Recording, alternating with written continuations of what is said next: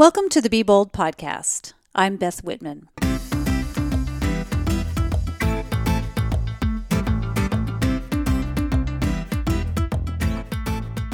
Hey, thanks for joining me today for another episode of the Be Bold podcast. Today's conversation is with Samantha Brown.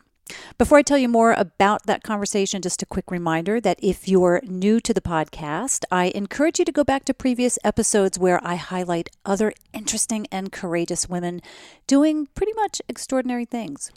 When you listen to those other episodes, you'll discover strong women who have overcome adversity, they've started businesses, they've challenged themselves in a variety of ways. They've traveled the world, attained status as world-class athletes, and they've given up secure jobs to pursue their dreams and passions. You can find all the episodes at beboldpodcast.com, or you can subscribe wherever you find podcasts, such as iTunes, Stitcher, or Google Play. So, today's conversation. Hopefully, I don't need to tell you who Samantha Brown is, but if you do need a little background, here's a primer. Samantha is a TV host and travel expert who spent more than 10 years with the Travel Channel, and she hosted a number of shows, including Greatest Hotels, Girl Meets Hawaii, Passport to Europe, Passport to Latin America, Green Getaways, Passport to China, Great Weekends, and Samantha Brown's Asia. So she's got a lot of travel under her belt. She's visited over 250 cities in 62 countries and 40 in the United States. What you'll learn about Samantha is that she has an endlessly curious mind and a genuine interest in the locals wherever she finds herself. And as you'll hear in our conversation, she loved the work that she did with the Travel Channel and all the encounters that she had during filming. But what happened was often the most meaningful experiences for her got left out of the final version of those shows. So when she left the Travel Channel, she decided, and I think this was quite boldly, that she would follow her passion and put her talents and interests to work by creating a series that features those encounters that she enjoyed so much, the ones that got left out of the shows that were airing on the Travel Channel. That's where Samantha Brown's Places to Love comes in. The first of her 13-part series aired on PBS earlier in January. So you can now catch these on your PBS channel or online, and I'll actually link to them in the show notes. Samantha and I met up at the San Diego Travel and Adventure Show where we both spoke at the event. During our conversation, we talked about her new series and how and why it came about. But we also veered into other topics, including the practicalities of her travels now that she's married with children. We also talked about how, as someone who really loves her alone time, and I can certainly relate to that, she has a secret weapon to recharge. And that's particularly important for someone who has so many demands on her during filming. Throughout our conversation, you'll hear her wonderfully poignant stories that helped shape who she is as a person and traveler. You'll also hear answers to questions from Be Bold podcast listeners, and that was a lot of fun. I can say yes, resoundingly yes. She is as chipper in person and during our conversation as chipper as she appears to be on television and during her speaking gigs. She really is a delightful human being. With that, enjoy this conversation with Samantha Brown. You have been busy since probably very early this morning. Have you even had a break since what time? Oh no, I've had a break. We got here at 9:45. I went on at 10:30, and here we are. Okay, good. Well, what did you have for breakfast? I had the American breakfast at my hotel, which is 2 scrambled eggs, bacon, hash browns, sourdough toast. You know you're in California when you can get sourdough toast. True. Yeah. And you know you're talking to someone from Texas when they give you the whole American breakfast with bacon and everything else, right? I'm very serious about my breakfast. What do you have for breakfast at home? In breakfast at home, I have cereal. Okay. Toast. I love toast. With the kids? With the kids, yeah, because there is no time for eggs or bacon for me. It's getting them on the road. Yeah, it's quick. What do you put on your toast? I put on a butter. I love butter. Okay. So good butter, and and sometimes I even have, if I'm fancy, cinnamon butter. Ooh, yeah, that's really nice. Good. My dad used to make that for me when I was a little girl, and I used to love his cinnamon butter. And now you can just make it, and now you can just buy it. It's really good. You can buy prepackaged, but it's really. See, who does the butter? I'm not a butter eater. Oh, wow. If I was a butter eater. Yeah. But I have it's called Earth Balance. Mm-hmm. Oh, sure. Which is, so I have Earth Balance, and then I can put some cinnamon on top. it. It's the same thing. Yeah. Well, okay, good. Okay. Yeah, it's almost the same. So let's talk about, we're here at the Travel and Adventure Show in San Diego. Tell me about what your latest promotion is and what you're working on. I'm here to talk about my new series, Samantha Brown's Places to Love. And it's a 13-episode series airing on PBS stations across the nation. It just rolled out in January, but it's up to PBS stations' discretion of where it fits in their schedule. So it's airing sometimes in January and February and March and April, and it's all about finding the destinations, the experiences, but most importantly, the people who make us feel like we're really a part of a place. My entire travel career, I have heard about, people wanting to have more authentic travels. And everyone talks about going where the locals go and being where the locals are. And for me, this series just defines that more. And that is, we want to meet people who have created a tremendous amount of effort to bring us things that we as travelers get to be a part of. And so that, when we connect with people, that is that need to be a part. Because when we meet these people, when we see how much they've worked to be where they are, we just want to support it, right? We just want to make sure it thrives. Someone has done something really amazing, and that allows us to be a little bit a part of their success as well. So we really are, as human beings, champions of others, and that to me really defines that local movement of wanting to be where they are, to be that part of that community. Gosh, I've got a bunch of questions around that. So for one, where did that philosophy come from for you? For me, it was, 15 years of doing this, of hosting shows and really having a belief of where I thought the importance of travel lies. And then the shows that I was being sort of cast in, if it were starting to be different than how I felt about travel. And for television, travel has to be seen as these over-the-top adventures and once in a lifetime and just, amazing, never seen before. And it's not really how I felt in my real life, I guess. And so as I start to see this separation of what we were doing on camera to what I was really feeling while I was traveling, I just knew there was a difference. And a lot of it comes from traveling, and everyone wants my job. I know that. They think I have the best job in the world. But one of the things that you don't, I think, see, actually I know no one sees, is that there's a tremendous amount of loneliness involved. You come into a hotel and you're by yourself. Okay, you have a crew, but you're really by yourself, and you're not there with your family, and you're away from home. And now you're in this new place. And it's tough to sustain that sense of self when you're always surrounded by new. And you're just always going back to a hotel room every night. And so at the end of a shooting day, I would just take off and go for long walks. And I wouldn't have a map. This was before cell phones and smartphones, so I didn't have an app either. And I would just go where people lived. And I would just sit down in their cafes and their restaurants, and I would just be a part of their everyday life. And I loved that. And I loved that just really restored me. And by that, I just had more confidence of reaching out and then starting to talk to people as well. I mean, it's tough when it's a different language. And just meeting people and being with each other. And that's what I really began to love about travel. That is what that's just everything for me.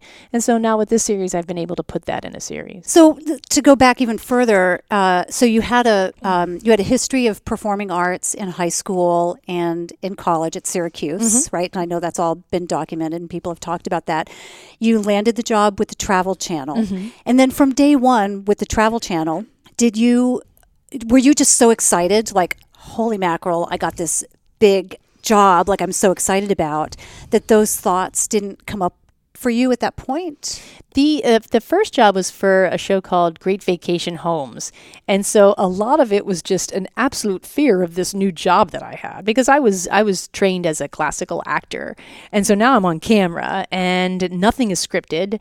Everything has to come from me. Everything is improv. I'm working with people, but there's no like, okay, you say this and I say that. And so it was just such a new world for me that didn't come into it until I really started doing Passport to Europe. And now I'm really traveling. How many years was that into it? That was probably 4 years into it, maybe even 3. So I went from doing like Great Vacation Homes and Great Hotels, which is all domestic series, to now traveling abroad. And now you're really not surrounded by what you know. Now you're really outside of your comfort zone with languages and cultures. And so that sense of isolation started to come into my career more than it did in the first 3 years. How did that manifest for you when you felt that isolation? I knew I needed to get out. And, I would certainly feel lonely, and I would feel just like, what am I doing? Why am I here? And were you married at the time? No, I wasn't. Dating who I was going to marry, but not married yet. And I had a cat, and I missed the cat desperately. But I knew those were the moments that I knew, get out of the hotel, just go for a walk. Because I knew in those vulnerable moments, that was when I was going to let something else in. And that is when my guard was down. And I really started to appreciate and respect when my guard was down, that would be the time that I would have what would become just a wonderful interaction. And it could be something really simple, and then it could lead to a moment in my life that happened in China that literally changed who I was as a traveler going forth. Literally, there was the moment where I led up to, I had the moment, and I've never been the same since. What was that moment? We were shooting in China, and I was there for a month. So that feeling of, I just want to leave, was really starting to creep in.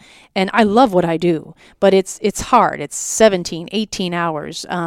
You're working every single day, and you're away from home, a very, very far place, China, which I love, but I just wanted to go home. And this time I was married, and we were trying to have children. We wanted all of that. And we spent the entire day shooting at this big Buddha, La Shua Buddha, outside of Chengdu, China. We were on our way home, and we stopped off at a restaurant to have dinner. And there's like 20 of us. It's a big crew for my China series. And everyone went in, and I had really lost my appetite. And I just said, I just want my own time. I just want like 10 minutes of my own. So I waited outside, and I kind of took in where I was, and it was just, the air was brown because it was so polluted. It was like this industrial backwater, and I just thought, what are we doing? Like, what am I doing here? I want to start a family. Like, I don't think I want to travel anymore. I just don't think I can do this anymore. And up ahead, I saw this area of light, and it looked like people were there. So I'm like, I'm going to go there. So I started to walk, and I get to this. It was like this cement median in the middle of nowhere, but it flooded with light, and there was probably 200 people there. And it was their park. And there were women lined up doing exercises together, and there were couples walking their dog, and there were children playing. And I just thought, oh, this is nice. This is exactly what I needed. And what was lovely is I clearly look like I do not belong there. And everyone who looked at me just smiled like, hello. And so, again, it was a welcoming place. And so I sit down, and I'm sitting there, and 2 little girls in roller skate over to me, and they start speaking in Chinese. And I just say, I'm sorry, I don't speak Chinese. And they kind of look at each other strangely, and then they roller skate away. And then they come back. Name. I said, my name is Samantha. And I said, name. They told me their names, and they laughed, and they went away. And then they came back. From. I'm like, I'm from. So they were checking. Someone's, coaching them in the back. Like, well, she's probably from the West. So ask her where she's from and ask her what her name is. So I said, I'm from the United States. I said, but I love China. And I just kind of gestured with my heart. And they laughed and they giggled and they roller skated away. And this kind of went back and forth for a while. And then I realized I need to get back because I never told anyone I was leaving. And so I'm walking back, and I'm about to leave the cement median park. I'm literally about to leave the light, going back into the dark, when I hear my name being shouted, Sam, Sam. And I look, and it's the 2 girls, and they're roller skating fiercely to make it to the middle of the median. And they come to a stop, and one lifts her hand, and she says, my friend. Oh. And I just melted. Oh, I totally melted. And I started to shake, I started to really, really cry because I needed that so badly. And it dawned on me a little later that at that point I had been to the Great Wall of China. I'd been to the Terracotta Warriors. the Forbidden Palace. I'd spent a month trying to absorb, 5,000 years of history, this incredible country with an incredible civilization. But nothing made me feel like I have been to China and two little girls who learned how to say my friend. And then I realized, oh, this is what travel is about. Right. It wasn't that you didn't enjoy the travel. It was that it was the type of travel that was going on. It's the type of travel. It's just going from one monument to the next and just understanding the historical importance of it and never meeting anyone saying, how do you feel? And what does this mean for your culture now? And what is the emotional value of this experience in the present day and going forward? And for me, that's what the show Places to Love is about. I like to connect those dots. So it's never just a history lesson. It's what does this mean for us as human beings that this exists? So what year was that? That was 2007. So you had a 10-year career with Travel Channel, is that right? Well, I had 10 solid years with the Travel Channel, and then when there was a change in leadership, and I went away with that, and then they brought me back, and then I went away again. So for like 5 years, it was kind of on again, off again. I always equated to a bad relationship. You're with each other, and then you don't know if you should break up, and then you break up, but it's and comfortable. Then you try to get better, right. back together again. Right. And so now better the devil you know. Exactly. So wonderful people, but they just went down a different road, and I wasn't going on that path with them. How many years was the China incident into that career? So that was year 7. So that was 7 years into that. Okay. Yeah. And then were you trying to make changes after that? It's because sometimes I know, and when you talk about it like a relationship, it's like, it's not right, but you stick with it. Of course. And you try to make changes, but you're still kind of moving along with it. During that time, did you still feel that tug of something's not quite right here, but I don't know how to correct it? I'm too deep into it to try to correct it? The thing about shooting travel shows is no matter what the travel show is, your travel experience is wonderful. I get to meet wonderful people. I get to work with a crew that's fantastic. So I love shooting travel shows. What I had no control over was how that show is edited. What is edited out? And so I would always meet the people who I spent time on camera with. I would always know their story. That was just something that I wanted to know. And we would talk about that on camera. It was cut. And it would just go right to my experience, and it would go right to sort of this. It was very fast. All of that, good. And it became more about you than the people. Exactly. It was always about my experience, how I was feeling, what I was thinking. And I thought that was fine for a while, but it just, after I didn't, it just wasn't something that I thought was that interesting. I'm like, why do we care what I'm doing? We care about the person that I'm meeting, and we want to know about them. And it's funny when we were putting the show together, and everyone I've hired to do my show, I've worked with for 15 years, all my Travel Channel shows, the great people. And the director who I hired, a female, Sylvia Kaminer, she's been with me since Great Hotels. When I described to her the series, she said, oh, it's everything they cut. I'm like, yeah, because you were there. Right, even for a show called Great Hotels, she knew. She's like, that's everything they cut. So, so now we don't cut that. That's the important stuff. And that just aired. It just about a week ago. Yes. About a week ago. Yeah, just so the launch was January 5th. Yeah. Yeah. The tricky thing about that is people do love you. I mean, that's there's no two ways around that. And I'll tell you kind of an interesting story. I saw you at the New York Times. I think it was the New York Times show a number of years ago. I was speaking. It's been a while. Yeah, and you were speaking. And I walked in, and you were just starting, and you had, I don't know how many people, because that show holds a lot of people. 600, 800 people maybe? I don't know. So, I walk in, and I'm standing in the back, and you get up there, and all you did was, and here I am, I'm speaking, and I'm preparing all week, and I'm putting together my PowerPoint presentation, I'm doing all this stuff, and you get up there, and you go, okay, any questions? From the first minute. And I'm like, damn, girl, I've been working all week to prepare for this. But it just goes to show you that people want to know how you did it, how did you pick your wardrobe, whatever the questions are. So it is tricky. I would imagine kind of you having to make that shift. It's a big leap because people are like Samantha Brown, and now you're shifting away from that a bit, and you're making it about the people. So is that a scary leap for you? Definitely. And so I didn't know, I still don't totally know how people perceive the sort of the new series.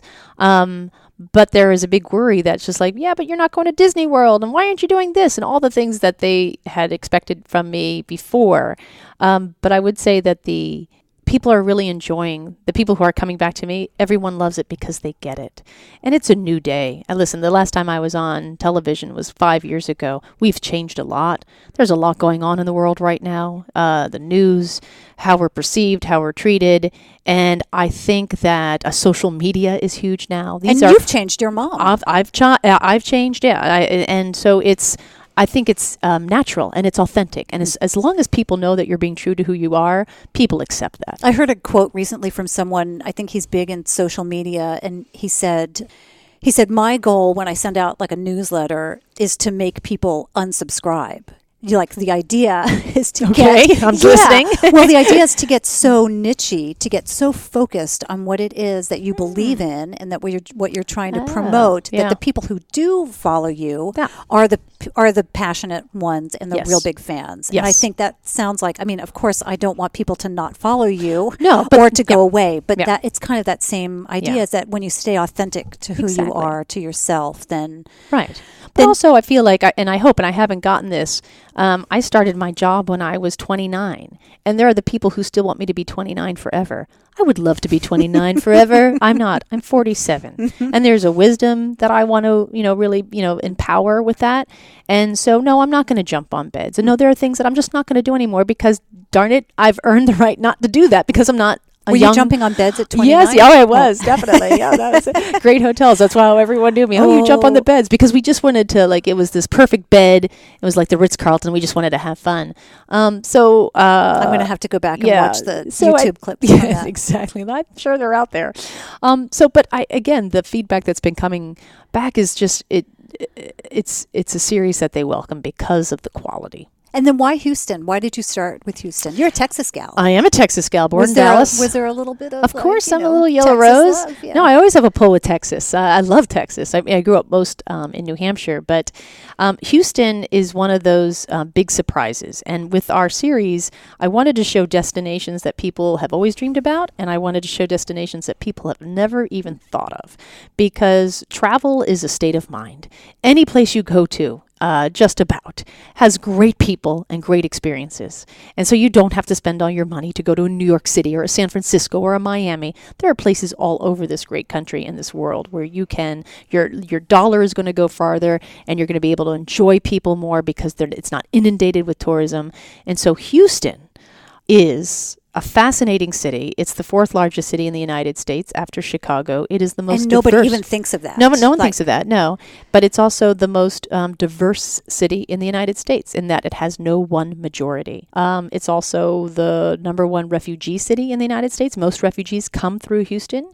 And so it has this vibrant... Other than Mexico. Oh, absolutely. So in the Houston episode, we showed this wonderful, it was a microeconomical initiative where they have refugee women do their crafts. These women are from Afghanistan, Bhutan, Iraq, all these places, and all those women are there, and they weave and they hand knit and they sew and they make these beautiful products. And now they're doing something because they're still in the refugee status. They're still in the process of becoming an American citizen, and they need an identity. They've lost everything, And someone's like, "Oh, you get to go to America, which is wonderful, but now what?" And so. It just has this heart and soul that people do not know about, but will. And I'm not the first person to do Houston as a travel show, so I'm not I don't want to put myself up on that pedestal, but it's a great city with great people, and it's affordable. How did you find the stories to highlight? We talk a lot to, I have a lot of friends in the travel and tourism industry, so it's basically tapping into 15 years of being in this industry of saying, hey, what's going on? And one of the things that I love is that I love local newspapers. So I start, subscribing to them online and through emails, and I just start to look at all the personal stories that they cover in local newspapers because they're always doing those personal articles about people and people in the community and businesses, and I try to find people through there, which is pretty low tech, I know, but no, I think it's great. I think it's a great way to do it. I haven't seen the show yet. Mm-hmm. I actually don't have TV, but I've seen the trailer because I can view online easily enough. How many people are you highlighting, or companies are you highlighting in Houston? And how did you like I understand how you did the research, but then how do you mold it. Yeah, how do you mold it, and then how do you get it down to just a handful for the show? Yeah. That was our first show, really. So it's a learning process, and I wish we would have featured 2 more people, because I think it would have just filled out more. But we definitely wanted to do the food scene, and that's something that, again, I have not said. Like Food and Wine Magazine, Epicurious, everyone's saying that Houston has an amazing food scene. I think they have some James Beard Award winners there, that sort of thing. So it's a city to watch. And when any city has a food scene, they've arrived. And so we definitely wanted to show the food. We knew we wanted to do the art scene, the local art scene. Beer is really important there. Then we did it's called Community Cloth. So if it's the #1 refugee city, where do we see that? Where does a traveler get to interact with that? Or are they just in the community? And with everything in my show, everything I do is accessible to the traveler. So nothing is set up for my benefit. So nothing is set up because it looks good on camera. And that wasn't the case when you were with the Travel Channel. Wasn't even close. Yeah. So everything was set up for So the places that you were covering during your Travel Channel years, they were places that were pretty much off limits to travelers? Well, I wouldn't say off limits. A lot of the places were, certainly when I did Great Hotels, these were hotels back in the 90s that were $500-$600 a night. I mean, that is prohibitively expensive. A lot of fun to see. I loved shooting that show. And then we did other shows where we would kind of stage things that, and they were fun to do. So in New Jersey, we did roller derby, and I was on the roller derby team, and that was a lot of fun. That's not something that you would do. You're not going to just show up and be a part of the roller derby team. So we would, but I enjoyed that. But I wanted to make sure that when people went to these destinations, they were doing what I did. And it's just like, and I don't think there are many travel shows right now where you show exactly what people can do. It's it's always for TV, so it's entertainment. So we need to get your attention. So it's always about these big adventures, and it can get a little contrived, I think. And I just didn't want any of that. I didn't want anything to be contrived. Yeah. That it actually just brought a flash in my mind of like the Anthony Bourdain shows and the Andrew Zimmern shows. What do you think of that? I guess I don't really know what my question is here, other than you are one of the few females in the industry, and then you've got these guys doing shows that are a little over the top, if not a lot over the top in some cases. I think they have. They're wonderful shows, by the way. I love, adore, and I'm friends with both of them. And Anthony Bourdain is a rock star. And what makes that show so successful is people live vicariously through him. Although he can change a destination overnight, people go and want to have the experiences that he has. And he highlights wonderful little mom and pop places that no one would ever know. But I've always felt that Anthony's this tough guy, and he gets to go to places that maybe I would never even think of going. So there's a bit of, he can do that, but I can't. And that's what we love about that show, that he's showing places, especially now on CNN, that you wouldn't even think of going to, but we get to learn about the people and the culture there. And that's a wonderful perspective of any travel show. Andrew Zimmern goes to all these amazing countries too, and of course eats those wonderfully, strange things, and it's called Bizarre Foods, but he has such a lovely approach culturally to why these foods are eaten and why they're not to be sort of looked down upon. And he is a James Beard Award winner himself. That is an actual award for a travel series, a food series, and he's won. So there is, I think both of them do things that they go to really far away places that maybe people will never think about going, but you're kind of sitting back, watching and thinking, oh, isn't that interesting? That's what they do.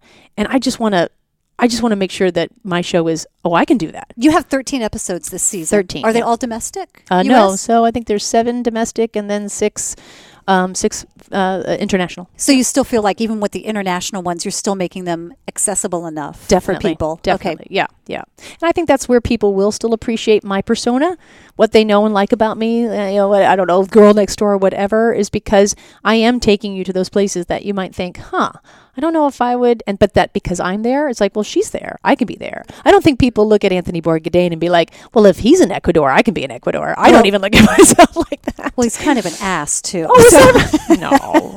I know. Well, a lovable ass. Maybe. I don't know. Sometimes I watch a show and I'm like, oh, gosh, like, why did you say that? No. Or I just think that sometimes it's a little disparaging. So, yeah. Yeah, that's what I mean by it. I'm sure he's a nice guy, but you know what? I'm from Jersey, and I think he's from Jersey too. So I kind of look at it in that like, oh, he's being really Jersey. That's how I look at it. So to go back, like, kind of to your travel story and your travel history, had you ever thought when you were growing up that you were like, yeah, I want to? So born in Texas, pretty much raised in New Hampshire. Were you ever like, get me out of here, I want to go travel? It just was this really just kind of, you stumbled upon this opportunity? In a way, I stumbled upon it. I wanted it to, I went to school for musical theater. So I went to New York City to pursue acting and be on stage. And that's a very tough job. And so when I got this job, I had never traveled before, and I just thought, oh, it'll be a good job for the summer. I'll have myself on tape, which is what every actress wants, because then she can put a reel together and she can send it to agents, and then I'll make it in Los Angeles and I'll be a sitcom star. So that did not work out for me. But something much better happened. And all of a sudden, after it was Great Vacation Homes was my first show in 1999, and that did really well in the ratings. And they said, how would you like another show? I'm like, oh, wow, okay. And so then I got the other show. But wait, I was going to go to Los Angeles. Exactly. I was going to be a star. Yeah. You said before you felt like that you're perceived as the girl next door. Yeah. Is that just your personality? I guess I'm approachable. I'm very approachable. And someone once asked me to describe my looks, and I said non-threatening. So I guess I do have that look. Like I'll be in Beijing, and I will have Chinese people come up to me and ask me for directions. What? I'm just that girl. I have that look. I'm in Paris. Yeah, I'm like no, they were English. They spoke English, but they're just like, do you know where? Oh, I'm like, so funny. I no, clearly I don't. And Paris. I've had many people ask me for directions, so I just feel like I have one of those faces that non-threatening, and it's done, and I've done well by this look. Well, it's more than the face too, but I'll get to that in a second. So every time I've seen you, you've been in heels. How tall are you? I'm 5'3". Okay, yeah. and I'm 5'2", so just a smidge. But you always seem, you're always bigger than life anyway. But yes, you've always seemed taller for that reason, exactly. But I think you do have not just the face, but I think you just have a relaxed aura around you. I don't mean that aura in kind of a woo-woo way, but just like you've just got that. You get that sense. And very much so, like we both just spoke. We both spoke at the same time. And I'm looking over at your crowd over there, and I'm like, I'm hopefully you didn't hear this, but I'm like, hey folks, come over to the Savvy stage, because I didn't have the crowd that you had. But anyway, so afterwards, I was in touch with Kevin, your husband, and we were arranging a time for this to record. And he said, yeah, well, she's going to be signing autographs and getting pictures taken for about an hour afterwards. And I was like, holy mackerel. So I saw the line, and it's just that kind of thing of like, that would exhaust me. It like, not only, I know that you have to prepare and you have to mentally prepare to actually speak. And then you've got to meet with people afterwards and smile and have everyone who's coming up to you and getting their selfies done and having all their pictures taken, and then you have to come and talk to me, and you just seem just as refreshed. Like how do you do that? Like what do you do to recharge? Not only like when we're done and you go back to the hotel room, what are you doing to recharge? But like through this whole process, what are you doing to just remain centered and remain that approachable girl next door, nice person? I do a lot of walking. I love walks because it helps my mind and it gives me my own time. I actually like to be alone a lot. And now that I'm a mom, that doesn't happen a lot. And so, and that certainly doesn't happen when I'm home because that's where they are. So I just love to go for walks, listen to music, just kind of zone out. I think zoning out is a good thing and something that we don't really allow ourselves to do anymore. We always have to be so productive. But that is an absolute, I have to recharge. I have to. Other than walking, are there tools that you use to zone out? I mean, tools, I have like an app that's a meditation app, and that definitely helps. What is it? Which one do you use? Calm. I don't know that one. And I had Headspace too. I think that's a big one. I've tried Calm. I like that. And I like to listen to music, and it's all pretty basic kind of stuff. But the cornerstone of it is that I'm alone, and I don't have to be anything to anybody. I can be neutral. Have you always known that about yourself? Yeah. Always, before I had kids, before everything, I've always liked a lot of alone time. I like to travel alone. I like to be alone. Do you have siblings? I do, yeah. I have I'm the middle. So I have an older sister, a younger sister. There's a big spread between us too. So my older sister's 6 years older than me, and my younger sister's 6 years younger. And so that gave you some space too. So I've always had space. It wasn't like I had to share my clothes and my food and everything with my little sister. We were different sizes, different people.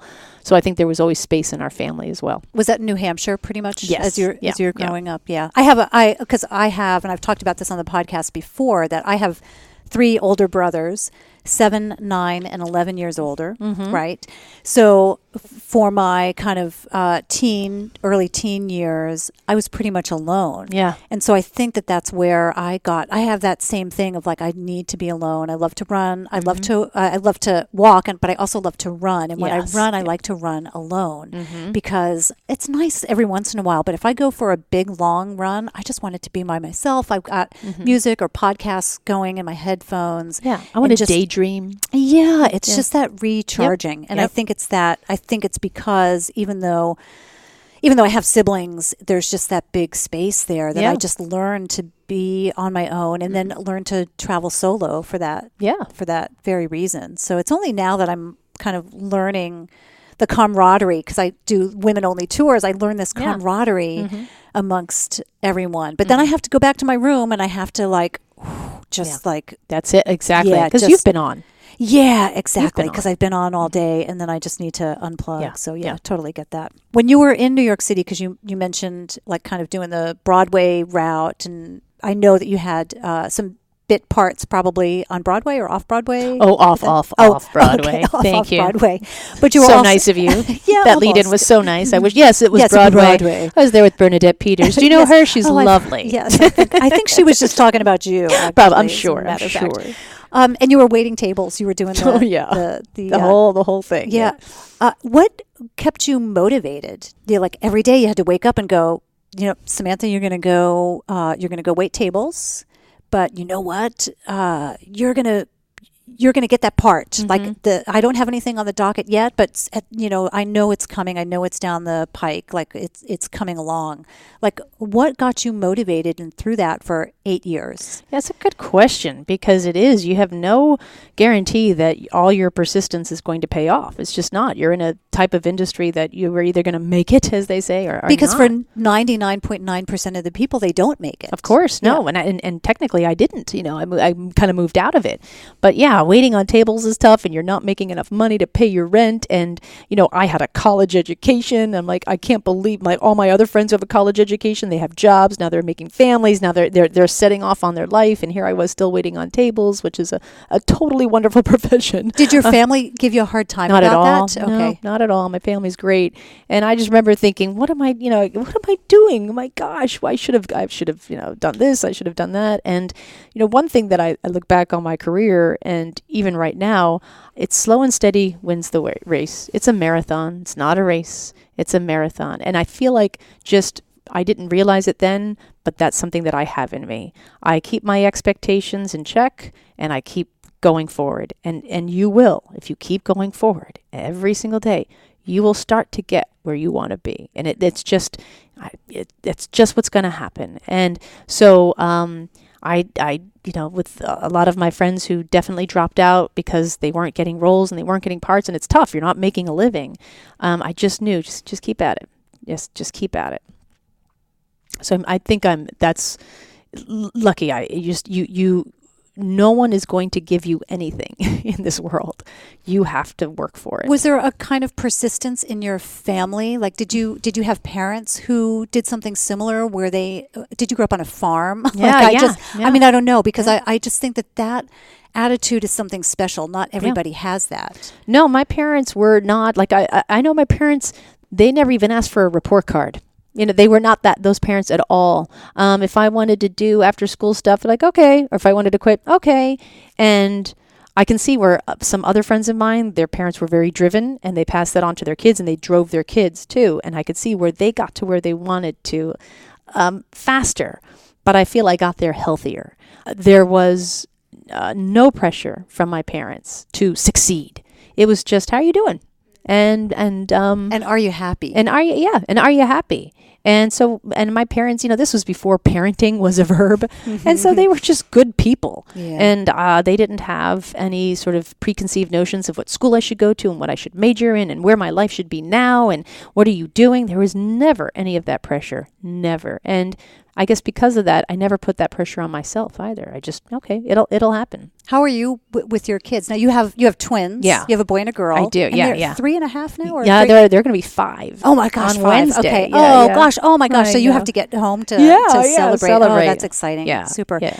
How are you with them? Are you very much like aware of how you? Oh, your they're learning parents were? Mandarin. They're Yeah, I'm of totally course. kidding. Yep. They're already master genius piano players. Exactly. Right. Yeah. I guess it's we're raising children in a different time, and I am amazed. I have to put myself in check, and my mom's right there when I'm like, oh my gosh, they've got to get into the school they want, and even public school in New York City. It's stressful. Even though you're supposed to go to a certain school, who knows? And it becomes stressful just for your kids to go to kindergarten. And it's just stressful because you have to get them into a certain school? Yeah, so even public school, you have the school that you're zoned for, but it's not guaranteed you're going to get into that school. And so you can actually apply to all the other schools in your zone. I mean, it's very confusing. And so there's stress. And then I'm like, what am I stressing about? Do I remember kindergarten? Do I remember even first grade? And you came out okay. We came out perfectly fine. Like, I'm pretty sure my mother never once worried about where I was going. Right. I mean, even in a public school situation. And so there are things that I have to stop myself because I think the times right now are ridiculous in terms of what we're expecting our children to be at a certain age. I mean, I think it's just too much. Just like, yep, they're kids. They can play. Like, we'll have pajama day where they stay in pajamas and, breakfast for dinner, that kind of thing. And so they're home alone now? No, yes, very good. Yes. Oh yeah, what are they? Yeah, no, they're with my mom right now. No, they're on. We've got them on FaceTime. Right now. Right. So you just watch them by FaceTime. Cameras all over the house. It's funny because even though my parents weren't that strict, we ate very well. I remember that. We never could have sugar cereals. We could never have soda. We always had water. We always had grape nuts. And just last week we were with my mom and we were going out to dinner, my husband and I. And as I was leaving, my son, and it's 8:00 at night, said, look what Oma's letting us drink. And I looked down, I'm like, what is that? Diet Pepsi. I'm like, whoa. Diet Pepsi? And I was like, Mom. Like the worst. Yeah, the worst. Right. Like, give them Coke. Like, have Coke, but not diet. But we were joking because I'm like, this is a woman who for 10 years I begged for like Kool-Aid and Capri Suns when I was a kid. And you just give them Diet Pepsi. I'm like, oh, so there was a little bit of jealousy factor. But so no, I try to calm down and I try to keep myself in check. What's a typical day for you? When you're home, when you're not traveling? Typical day is wake up around 6:15. I like to do a little meditation and then get everything set up for the day. Kids are going to wake up at 7, get them fed, get them in there. So you have some time before the kids wake up? Yeah, I do. Oh, that's nice. Yeah. They don't wake up that early, which is nice. And then walk them to school. It's like a 20-minute walk, drop them off. Then I try to go for a run, do something physical, and then I shower, get into my office and start either writing scripts for the shows we're editing, helping the editing process, that sort of thing. Whatever for the show is what we're trying to do. You have a full day in the office? Yeah. And when do the kids come back? Kids come back. They get picked up around 2:45, but I do have a nanny. I do, yeah, absolutely. And she travels with us as well. She's amazing. And so then I come back by like 6:30 and then we have dinner together. That's the day. And then your evening, are you back on the computer trying to do work? I'm fried. By the end of the day, I'm done. And I've always tried to be creative at night. It just doesn't work. So I've stopped. I just go to bed earlier and try to get up earlier if I need to get something done. What time did the kids go to bed?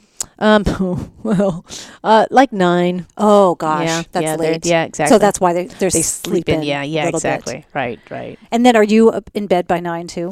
I'm in bed bed by like 10. So that's your wind down time. It's not There's like, not a lot. hey, Kevin, let's now watch Game of Thrones. Yeah. It's like, No, I just you kinda like go to bed. jammies, brush your teeth. Yeah. Like, Yeah, okay. exactly. And then when you're traveling, do you try to maintain, are you able to maintain some semblance of that with a meditation and a run and your walks? It's even easier when I'm traveling. Well, that's not entirely true, but yeah, I do try to do that. But you must be shooting a lot though. Yeah. And so I don't do a lot of working out, unfortunately, because we start shooting at about 8 or 9, and I go into makeup. I have a stylist who's been traveling with me forever, and so it's an early day, and it's a long day. So I just try to eat well. I always have a really difficult time when I'm traveling to maintain everything. It's hard. So it's like I can keep a really solid routine when I'm home, and then when I'm on the road, it's like I'm like just getting little snippets of meditation in, and then I'm like, okay, I've got an hour and a half. I can do 6 miles and a shower before I go to dinner, and you know, so it's difficult. I don't bring my stylist with me. Oh yeah, yeah. She never leaves my sight. Yeah, mine stays at home. Oh yeah, yep. She's worth her weight in gold. How do you manage? So I hear you on managing your life at home, your life when you travel. How do you manage just being in the public eye all the time? As I said, after this talk, you've got a line of I don't know how many people, 100 at least. I don't know if you ever count or keep. So you've got all these people lined up. How do you just manage that? Like when you go for a walk, like you must be like, oh, there's Samantha. Oh no one bothers me. Really? Yeah. I mean, and actually, it's not a bother. It's just. I don't think, no, I mean, I live in New York. My gosh, the celebrities there, I'm nothing. If it's are you walking down the street going, hey, don't you guys know who I am? Didn't you see my new PBS show? I should do that. Damn it. That would get a lot of fans. Yeah. Yeah, no, I think people are really respectful because even when they do recognize me, it's like, hey, I love your show. And that's it. So that's always nice. So yeah, it probably goes back to that approachable thing. Yeah. Because they may not be saying that about Anthony Bourdain.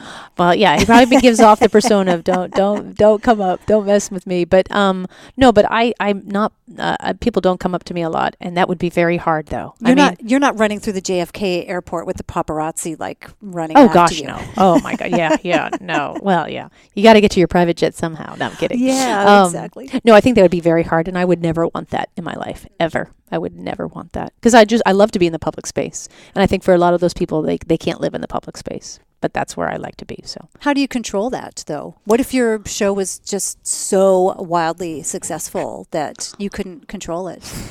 I don't know. I don't know how people like that. Then you do have a private jet. Yeah, exactly. Right. Yeah, I'm pretty sure that PBS is just all about luxury and privacy. But no, I don't know how I would. PBS. Yes, exactly. She's on PBS. Yes. It's very sexy. She's going to get an NPR well, I don't show know. Like next. Martha Stewart has a PBS show, and she lives very well.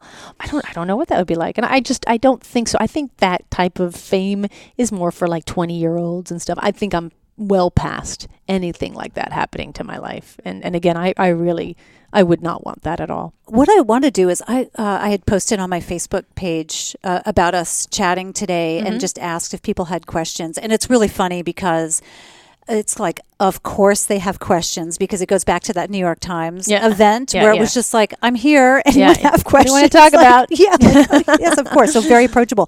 So I want to just go through some questions that people have that I found pretty fascinating. So Jane wanted to know, and actually somebody else I think posted this as well, where would you live other than your home? Let's just say if you had a second home somewhere, where would you want to live? Oh boy, I would love to live in London, and not just because London is an amazing city, but it's also such an amazing hub and spoke city where you could go anywhere in Europe and be there in 2 hours. That would be amazing. You know, you can go to Spain, you can go to Italy, you can just everywhere. And so I think just that access, that city, so you're in a great city and you have access to all of Europe in hours with all the flights. So well, I know Jane will be happy about that because she's from Bath. Oh, so she's from just nearby. Right. Yeah. Yes. So London, any other place? Or did you ever want to live like in an exotic location? No. I like cities. Cities have always been where I love because I just love people and different neighborhoods and just different energies. And I think it would definitely be a city. Emily wants to know your thoughts on North Korea And I guess like that's a pretty broad question. Yeah. So maybe if we could narrow that down a little bit. Have you been? No. Would you want to go? No, I would never want to go there. Why No. not? I think that, and I forget his name now, how the idea that you have no idea what you could do could be seen as punishable. Yeah. No, I just don't think you reward a country with travel and tourism when we don't know if you'll come back safe and alive. So no, I would never do that. It's interesting that they're being allowed into the Olympics. I think that's a really great development that South Korea and North Korea are talking. Those are the two countries that should be talking. And I think anything to make Kim Jong-un feel like he's a part of this world. Athletes, this is a really wonderful event of international love and support. Good. I'm glad, because I know a lot of people don't feel that way. They don't feel like he should be allowed, and people should be allowed in. And I feel differently, I think, anything. But in terms of going there, I would never risk it. Never. Are there other countries that you wouldn't risk going to? Let's take the kids and the family out of it. Sure, yeah. Let's just say, you want to go, Samantha wants to go somewhere. Would you go to Afghanistan? Would you go to... Oh, you would? Yeah, no, I think so. Yeah. Yeah, if there was no, because now it's with kids, I overthink everything, but I would love to go to the Middle East. Oh, I would love it. Yeah. You haven't been? I mean, I've been to Abu Dhabi, but I think that's still there's a huge Western presence there, and it feels new, and I would love to do something more ancient. But I would love that. Yeah. What would you avoid? I guess I would avoid walking alone. I would really want to know in terms of safety, because it is a different, women are perceived differently there. Well, in terms of other countries, though, because when you say North Korea, you wouldn't want to go because you just don't know if you would return. Do you have that same feeling about other countries? I don't, because, and maybe I did, but with terrorism as it is now, you have no idea where it's going to happen. Random. You could be, and Europe has been a huge target. And so the idea of where we are safe and when we are safe is Hawaii. Yeah, is right. And we're just coming, I know this is going to air probably about a week and a half after we record, but there was just in the news, I guess all over my Facebook feed, was the fact that there was a ballistic missile report that went out to everybody on Hawaii. Unbelievable. Yeah, by mistake. Unbelievable. By mistake. But now, and I saw my husband look at, and I saw the big headline. I'm like, oh my gosh, what happened? Because your mind just goes right there, like, what happened? Right. Is it an active shooter? Is it, a destination? And so thank God that was a false alarm. But it really is. So am I not going to go to Barcelona because there was a terrorism incident there? No. So I think it's changed us in terms of, I want to go there, so I'm going to go there. I would make darn sure that I was safe to go to these countries. I'm not just going to go willy-nilly and put myself in a situation that I think just for cultural reasons to go there.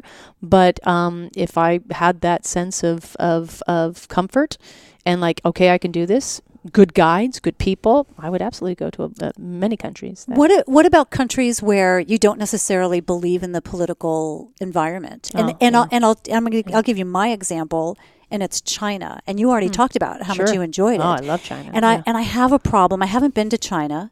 I have a problem with going because of Tibet, and because I know that the human rights abuses there are so severe. Mm-hmm. I think as a traveler, I'd be okay for the most part, but I still have this kind of feeling of I don't know if I want to support that. Yeah, sure. But extract that, and you're going to have a lot of countries in that bucket. Yeah, people could have our country on their list. They do have our country on that list. Yeah, absolutely. So it's personal. And I think if you don't want to go to a place, you shouldn't go to a place. If it makes you uncomfortable, it's go somewhere else. The place is big. Our world is big, and if it bothers you, absolutely. It's as simple as that. Yeah, exactly. But I think when you start to really dig down, every country has some pretty big issues, and we just don't hear about them. And so that would make a very small list of countries to go to. Maybe Tahiti. Yeah, maybe Tahiti. Yeah, exactly. Yeah, there it is. That was it. That's I know. It. And Yap. Yeah, I always wanted to go to Yap. Where is Yap? It's in the middle of the Pacific. Yeah. But yeah, that's one of those places where I've always thought it'd be great. Have you been to Bhutan? I have not. No, happiest place on earth, right? Yes, I know. Is that true? Oh, it is absolutely. My I call her my sister. I've been to Bhutan 11 times, and my sister Chuki, she wrote a question. She said, "Ask her if she'll come to Bhutan with you." Yeah, So yeah, in a heartbeat, right? Lovely people. Yeah, absolutely, really nice. Did you meet them in Houston? I met them in actually, yes, Bhutan. There were some women from who did these beautiful weavings, and so I bought their scarves and I bought some of their hand towels. They were lovely. But I've also been to a few events about Bhutan and got to meet people. So I've met them, and they just, when you meet the people, you're like, I've got to go. You know, I don't even care what's there. I got to go. So. Yeah, it is pretty special for sure. Patricia Schultz, whom we know, she wants to know how many countries your kids have been to and what their favorite is. Patricia, they have they been to any countries? Oh, Canada. Yeah, we took them to Canada. Yeah. So that's going to change this year. They are going to be going to Hong Kong. Oh, so, fantastic. Yeah. Is that for your show? That's going to be for our show. We can. Great. And listen, I do a lot of international travel, but I'm there on a job, and that changes everything. And so I have people criticize me because I haven't brought my kids. I'm like, well, I'm working. Do you bring your kids to work? No. Okay. Can you work when your kids are there? No. But this particular episode we're going to shoot in Hong Kong is over their break. And we're like, let's do it. Good. So we've traveled with them extensively all throughout the United States. We've done road trips with them through California. We're going to do another one in California next week. Maine, Oregon, an RV road trip. And now they're 5, and now they can. Now they get it. Yeah, now they get it. And also, when my twins were 3 years old, it didn't matter where we were. They would both have screaming fits. And I would have been so mad if I would have paid, plane tickets. And now I'm in Paris and my child's having a meltdown and I can't enjoy it. So, hats off to you when you bring young kids and you travel. I'm just not going to do that. I think it's a lot of money, and I'd rather wait till they're mature enough to really appreciate the experience and not make me cry. That's a good point. Yeah, making you cry. I actually had a great question from Charles. He wants to know your favorite shithole country. Yeah. I want to do a series called Places to Love, the Shithole series. Oh boy, I mean, I guess there's it's mostly Africa, right? Well, yeah, I think so it was Africa, and then I don't know if he mentioned Honduras specifically. Okay, so I've been to Honduras, which I loved, and then it was Haiti, right? Wasn't it Haiti? Oh, I think Haiti was a big thing because I saw Anderson Cooper had a big backlash about the people in Haiti. Yeah, of course, lovely people. It's a terrible comment to make, and I don't feel that way at all. I would go to any of those countries because, and again, and what my series really promotes is that it's people, and people are just lovely. And when you get to know their effort, you just want to be a part of them. But that's that mentality I don't subscribe to at all, and never have. When you talk about the people, one of the things that I've always thought about in terms of China, and my issue with China is that the people are not their government. So, and I'm very aware of the fact that I have this feeling, and the feeling is really about the government. It's not about the people. And I've heard only great things about the people. Yeah. So we're all actually the Chinese and Americans are very much alike. They have a little bit more of a formality, and you feel like, we have to be very formal with each other. But once you break through that formality, and it's very easy to do, they're funny, they're sarcastic, we make fun of each other. No kidding. I have the best time when I'm in China with the people. I mean, we have a good time picking on each other's countries. That's what we try to do. And I highly recommend. And I can understand where you're coming from, but you're right. They're not the government. I think that when I have the opportunity, it will arise. The opportunity will arise in my lifetime, and I will go, and it'll be just fine. But I really want to go to Tibet. Have you been to Tibet? No. When we go to Bhutan, we'll exactly. Is that just a hop, skip, and a jump? It is a hop. Actually, we could literally walk to Tibet from Bhutan. Wow, that's great. I've always wanted to go to Tibet, but the Chinese government is so wishy-washy with issuing visas that it's never been really consistent. So I've never thought. Is that one of those situations where you have to have 2 passports? Kind of like an Israel-Palestine thing? No. You mean as an American? Yeah. Or no, you don't. So if they see a stamp or anything like that, they won't. No, I don't think so. It's just that if you get a visa, you can show up and on your flight they can turn you back. Oh, Or like okay. they'll tell you, no, we're not allowing Americans in. I think they did that right before the Olympics. Into Tibet? Into Tibet. Oh, okay, Yeah, okay, into Tibet. okay. So if you go to I Kathmandu, see. you might have your visa, you go to Kathmandu and you think everything's hunky dory, and then they don't let you Yeah, in. So yeah. that's the problem there. Yeah. Have you been to Cuba? I have not been to Cuba. No. Is that on your list? No, You wanna everything's go? on my Everything's list. on your Yeah, list. Yeah. And then Burma. Have you been to Burma? No. Okay. Another one of interest to you. Mhm. Burma's a difficult one right now because they're really in the news with Yeah. the Rohingyas Mhm. having big issues Yeah, there. yeah. So It's, you look at places that used to be that, and we're going there and we're having, good experiences, and travel can really change that. It can open up a lot of people's minds, and I just think that it's interesting when we look at other countries that, we never could have gone there, and now we are, and hopefully that'll change. like things. Russia. Yeah. Russia's yeah. a good one that I Yeah. think of. When you say travel changes that, do you mean that travel changes the perception that a person has, or do you mean that the travel that you read about or that you see on a PBS program, maybe like Places to Love, just to name one, Yeah. Thank just you. happen to name one, do you mean that having that information is going to change someone's mind or perspective of it? I think when you travel, and then it raises an awareness that these people exist and they're real people. I think that's just it. I mean, like the Russians. I grew up hating the Russians. We were taught to hate the Russians. It was the best. They were the best enemy in the world. We loved it. They don't have Levi's. How things come full circle. I know exactly. I was so happy that I'm like, we hate the Russians again. I know this. I love it. Can we still sell our jeans for a car? But we have a fascination with each other, and when we realize that they're real people, I think that sort of that facade falls down. And I think that's what people, like everyone in this whole thing with the shithole country comment, it's like, you never make that comment about where someone lives, because where people live, they love, they have children, they practice their religion. Everyone in the end is just trying to do the same thing. We all have the same goals of just being healthy, having a good life, and if you have children, making sure that they're okay too. It's pretty simple stuff. But we just keep getting it wrong. And when you travel, I think there's just this active mode to, maybe I can make it right. That's a great place to end it. Okay. So that is Sure. so beautiful. I Great. love that.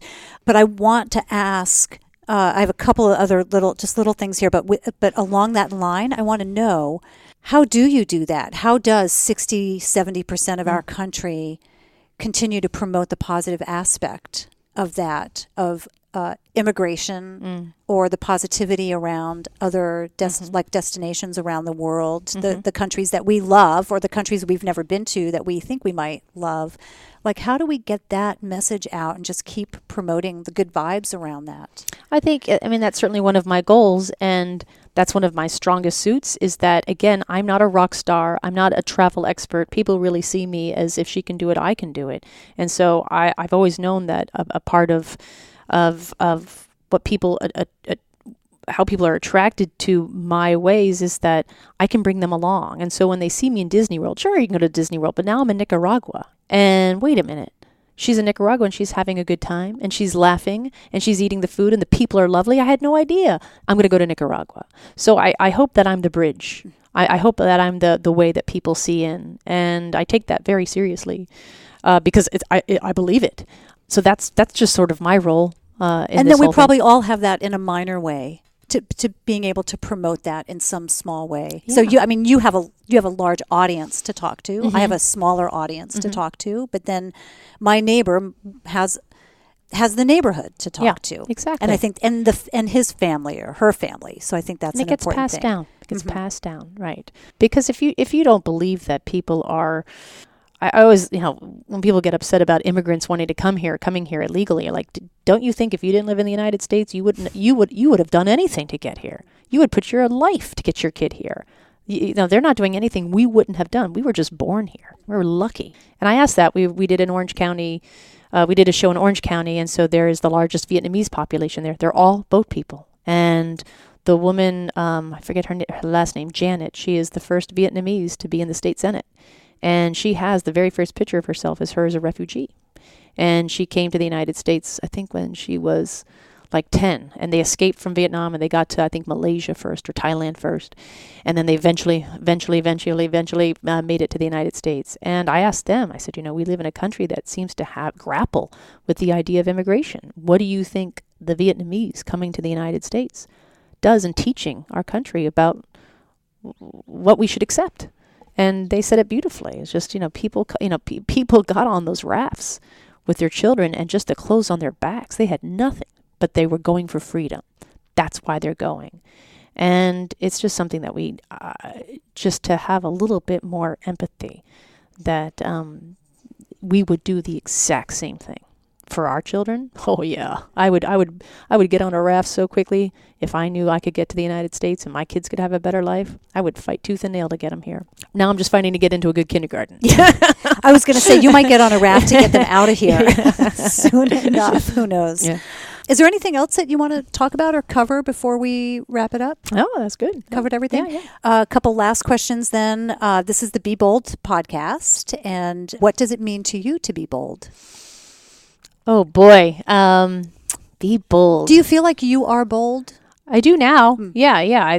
Owning my show, that was basically, It's huge. I didn't see it, things weren't happening for me. And so I said, I'm going to do it myself. And I didn't think I could do it myself. I had a lot to go up against, but just slowly but surely I kept with it. How did you come to that? Like, so you're bold now, and that's just in the last maybe 3 or 4 years since I'm assuming it's been at least a couple of years since you decided that. How did you come to that decision? Like, was it a little seed and you were like, oh yeah, I'm kind of thinking about the show, and then it got bigger and then it started to grow and started talking to people about it? It just sort of starts to grow, but I think you put it out there, and I started to say, I'm going to have my own show. And then now I have to, right? you got once you say it, you gotta go out there and make it happen. And I was let go from the Travel Channel, and I didn't have a job, but I knew I was really good at this job, and I thought I'm really good at what I do, and I still want to do it, even though a network doesn't want to hire me to do it. I still want to do it, and so it was a 3-year process, and it was a lot of, wow, I don't think we're going to be able to do this. And so finally, you just start talking to everybody, and you try to get as much great information as you can about what the next step is, and what the next step is. And then eventually I got there. And so there's some luck to it, but there was a lot of, this is what we want, and we're going to go for it.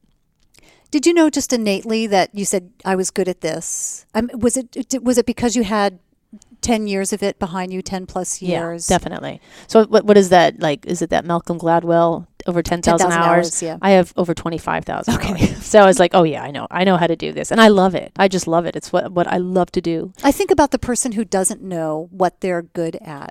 That's hard. That's hard. Yeah. Yeah.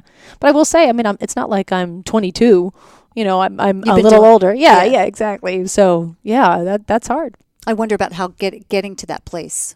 I wonder about that person out there who is lost. How do you get to it? I don't know. I don't know that you have the answer for that. Yeah. But it's soul searching, I think. It is. Yeah. Journaling and talking to yourself and but getting out there.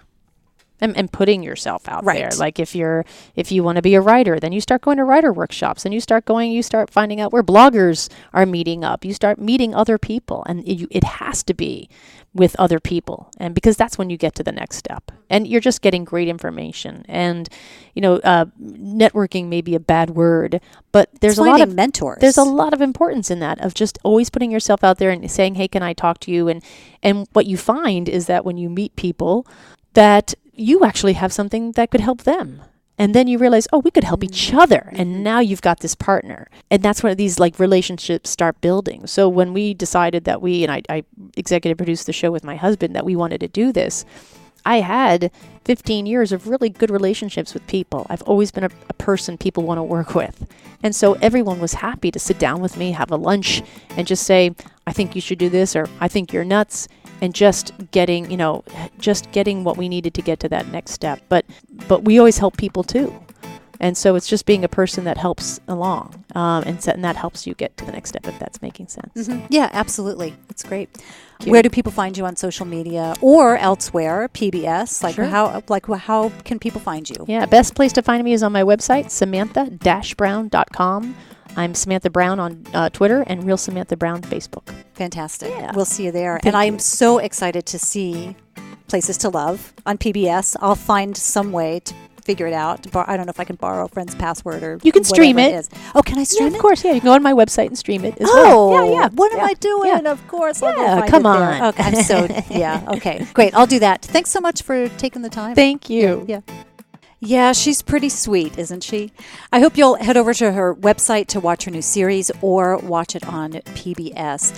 And even if you're not traveling to the specific destination that she features, watching these might at least give you some ideas for how you can make the most of your own travel experiences by getting to know the locals a little better. A reminder that if you like what you hear on this podcast, please take a moment to subscribe in iTunes, Stitcher, or Google Play. If you're on an iPhone, all you have to do is click on that little purple podcast icon and search for Be Bold. Please do share this episode with anyone whom you think might enjoy it. I'm sure you know people who are big fans of Samantha Brown, and I'm sure they would enjoy getting to know her a little bit better off camera. You can find out more about me by visiting wanderlustandlipstick.com. And if you feel like being bold yourself, you can join one of our wander tours. Right now, I've got a few spots available on North India, Africa, and that includes a trek up Kilimanjaro, a Tanzanian safari, and gorilla trekking in Rwanda, and that just got placed on our website. We've also got some space on Papua New Guinea, as well as a couple of spots on our culinary tour to Santa Fe. You'll find all of those on wandertours.com. If you'd like to connect with me, you can friend me on Facebook, and I'm WanderGal on Instagram.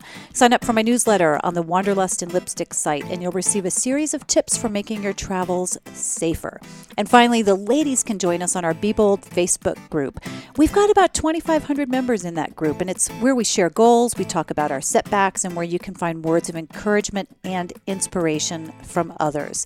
Thank you for joining me for another episode of the Be Bold podcast. Until next time, be bold.